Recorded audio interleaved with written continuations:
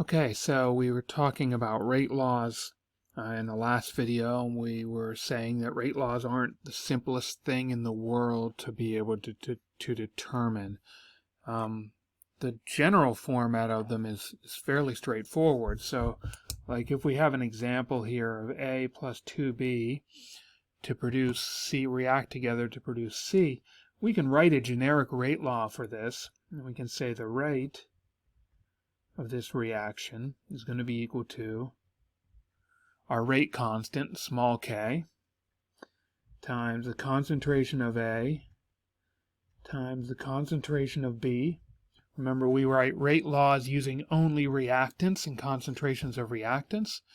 So, but what's missing here is that we have these orders. We don't know if those concentrations need to be raised to some power. In a lot of cases, they could be. They could be 0, first, second, third, fourth, fifth order reactions in terms of different concentrations of different reactants. And we said that that X and that Y are not trivial to determine. It has nothing to do with those stoichiometric coefficients in front of, that are in front of the reactants in this particular chemical reaction. So today we're going to learn a method for trying to determine what those coefficients might be, what those exponents might be, what the orders might be. So we're going to learn, or we're going to use something called the method of initial rates. All right, and there are going to be a lot of steps, and I'm going to tell you this is going to look more complicated than it's going to be in practice. I'm going to have this equation here. If you want to work it out using the equation, you can, but I'm going to show you that it's going to be much simpler than that. You'll see in a second. So, number one, we need a generic rate law expression like we just wrote. We know how to do that already. We know how to write a rate law. Then what we're going to do is we're going to look at a series of data, and the data is going to give us concentrations of the reactants, and it's going to give us the initial rate of reaction whenever those concentrations are used. It'll be a table of data. And we're going to look for two different experiments, okay, where the concentration of the reactant we're interested in examining, so let's say A, is going to change, but the concentration of B is going to stay the same. So we're going to need two experiments, all right?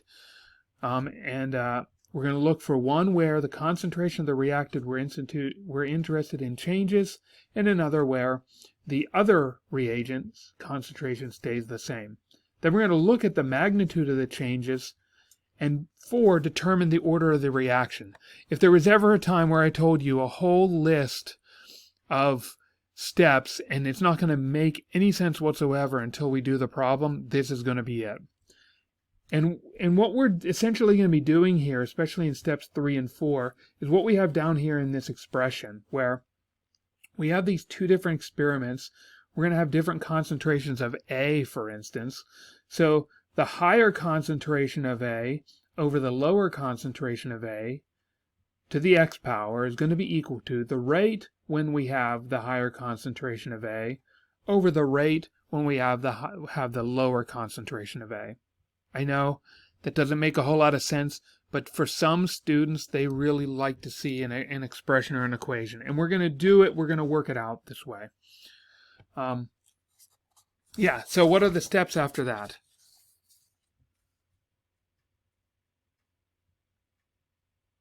Okay, so we determine the order of the reaction. Then we're going to move on to the other reactants. So if we were looking at A in the previous example, all right, now we're going to move on to reagent or reactant B. And we're going to look for an example where reactant B changes, but the concentration of reactant A is going to stay the same. We're going to calculate the magnitude of the changes between those two trials, those two experiments, and then we're going to determine the order of the reaction. Again, if you're saying to yourself, I have no idea what you're talking about, just stick with me, because the examples that we're going to use are really going to show how to do a problem like this.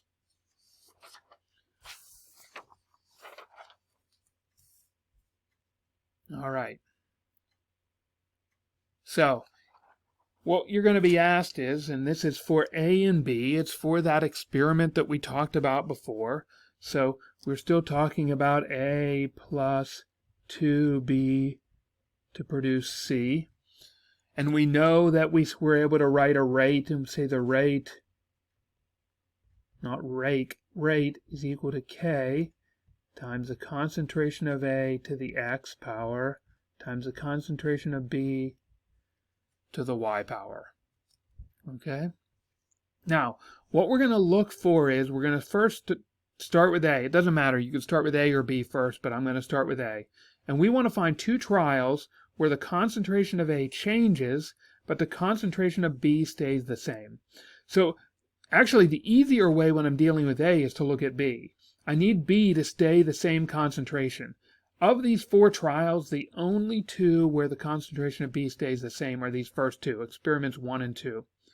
And in this case, you'll notice the concentration of A changes. All right? That normally is going to be the way it works whenever you find those two experiments where the concentration of B stays the same. Generally, the concentration of A is going to change.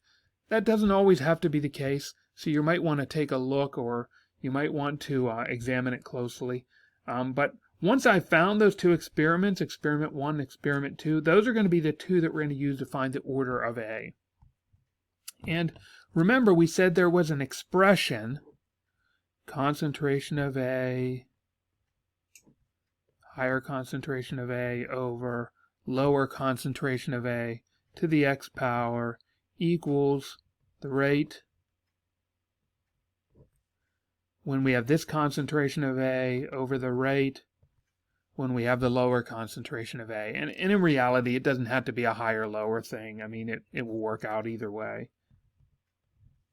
So start plugging in. Okay, so the higher concentration of A, 0.884. Lower concentration of A, 0.442. That's all raised to the X power, where the X is going to be that order of A in the rate law. And that's going to be equal to, okay, what's the rate when the concentration is 0.884? 0.0467 molar per second. I'm leaving units out because they're going to cancel. And then the rate when the concentration is 0.442 is 0.0234 molar per second. Now I can solve this and figure out what X would be. All right? So what I'm going to do is I'm actually going to go through and I'm going to divide both these factors. And what you're going to find is that we're going to have, it's going to be quite simplified. Generally, you set up these experiments so that they're going to work this way, at least on the concentration end. And you're going to find that 0.884 divided by 0.442 is 2. And 0.467 over 0.234 is really, really, really close to 2. So we get to a state where 2 to the X is equal to 2. Well, 2 to the 1 power is equal to 2. So X is going to equal 1. So we now know that the rate is the rate constant times the concentration of A to the 1 power, the concentration of B still to the Y, because we don't know what it is. So we're close, but we're not quite there. All right? Now, I said before that this expression probably isn't technically necessary. Let me show you what I mean. So the ratio of the concentrations, if you look at this, you can look at it and say, or you can divide it in your calculator and say, okay, that's 2x. That's 2. That 2 goes here. 2 to the X power, so the rate doubles. When this doubles, the rate doubles, so that's 2 times.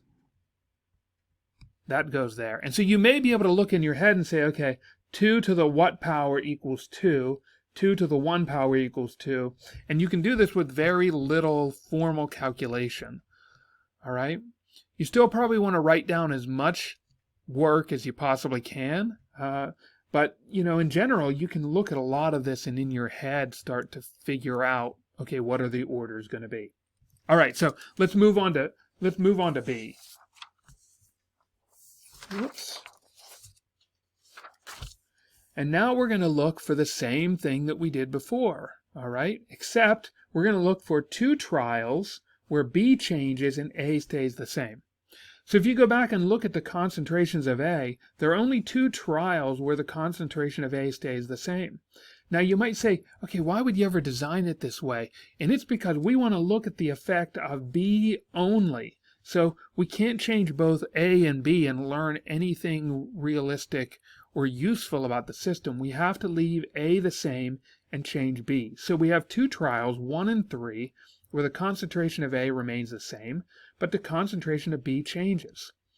And if you look, all right, you'll notice that when A concentration of A stays the same, the concentration of B doubles.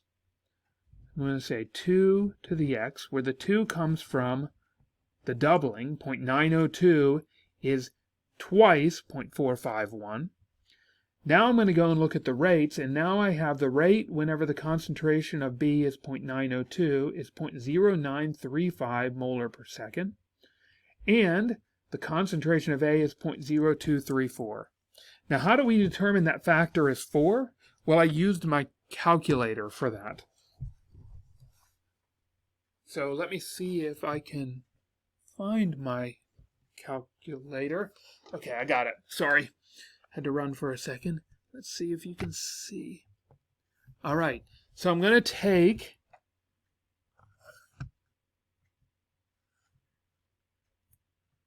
the 0.0935 and I'm going to divide it by 0.0234 to get 3.995. That's where the 4 comes from. All right, the 4 times comes from. So 2x is equal to 4.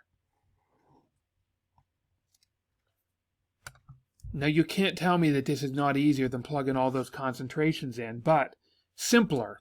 Not necessarily easy. Maybe you see it as the other way being easier. That's okay. All right? That's perfectly fine.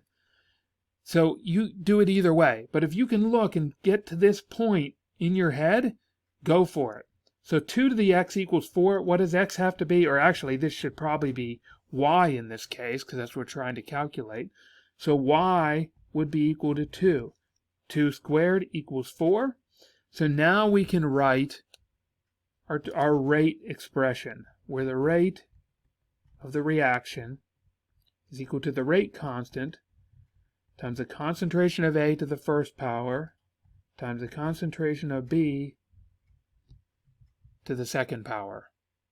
We call those power orders. So it's first order in A, second order in B. If we were going to ask for the total order for the reaction, it would be 1 plus 2, 1 plus 2, or 3. That'd be the total order. Okay, let's try one more. So there was one other example that we had seen before.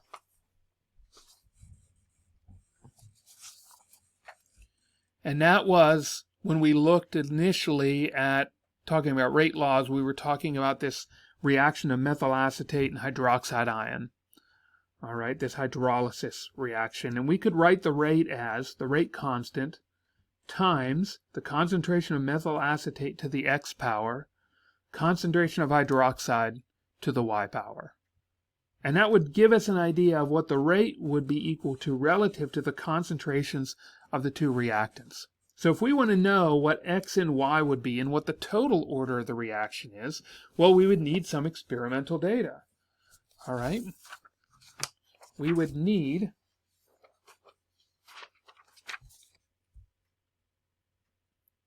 to have a chart of data. And if we're first looking at methyl acetate and we're trying to determine its order, all right, we would want to look at hydroxide ion and find two trials. Now there are 3 different experiments that were run here, 3 different initial rates, where initial rate is the instantaneous rate at time equals 0. And so we would take 2 of these trials that have the same concentration of hydroxide and use those 2 trials to figure out what the order for methyl acetate would be. And in those 2 trials, 0.4 to 0.8 is 2 times, so 2 to the x equals 0.00045 to 0.00090. 0.00090 is twice 0.00045. So 2 to the x equals 2. And x, which is equal to the order of methyl acetate in this reaction, is 1. And so the rate expression is going to be equal to K times the concentration of methyl acetate to the 1 power times the concentration of hydroxide ion to the Y power. All right? Okay, so we're interested in knowing, however, what it is for both methyl acetate and hydroxide and what the total order would be. So now we're going to take and we're going to look for 2 trials where the concentration of methyl acetate is left the same, that's experiment 1 and 2, but that the concentration of hydroxide ion changes. And we're going to be looking at the initial rates. All right, and so we're first going to say, okay, the concentration of hydroxide doubles, so 2 to the x, and the rate goes from 0.00022 to 0.00045. That's really, really close to being 2. So 2 to the x equals 2. Again, x must be equal to 1. Or really a better way to express this would be y, because that was what we were using before, and say y equals 1. And now we have an expression for the rate is equal to the rate constant times the concentration of methyl acetate to the 1 power, concentration of hydroxide ion to the 1st power, first order in methyl acetate, first order in hydroxide, total order is 2. 1 plus 1 is 2. Okay, and now you might say, okay, well, I'm finished. There is one other thing that one other really important piece of information that you could get out of these experiments now that you know the order of each of the reactants in the rate law. And that is, we could determine the magnitude of the rate constant. Remember, it's different for each reaction. So how do we determine what it would be? Well, that rate constant, we would need a rate and we would need concentration of hydroxide and methyl acetate. Where might we have that information? And believe it or not, it's staring you right in the face. We have 3 trials with concentrations of each of the reactants and a rate of reaction. So we could take experiment number 3, for instance, plug in the 2 concentrations, plug in the rate, and we could calculate or determine what the rate constant would be for this reaction. So not only can you determine what the rate law is, what the order is, but you can also then go back and determine what the rate constant should be. And that rate constant should stay the same no matter which of the different experiments that we would choose to use. Okay. All right, that's rate laws. That's sort of the meat of all the rate law stuff is there. Okay. All right, so good luck. If you have any questions, feel free to please contact me and let me know. And have a great day.